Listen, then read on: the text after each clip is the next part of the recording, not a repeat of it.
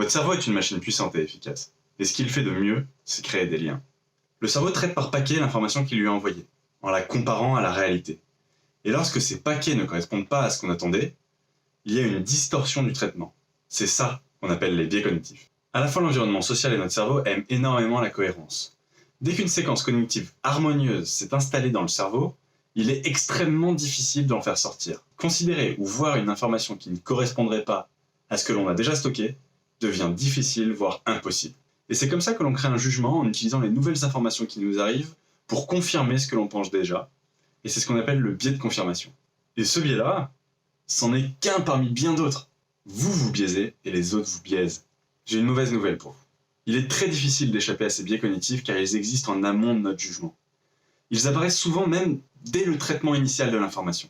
Et le seul moyen de limiter ces erreurs de jugement, c'est de s'extraire de cette vue subjective et de rajouter des facteurs externes de décision.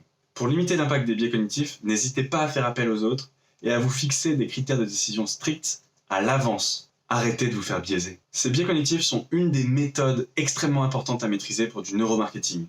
Pour en découvrir plus, n'hésitez pas à vous rendre sur mon site internet et à vous inscrire à ma newsletter. À bientôt!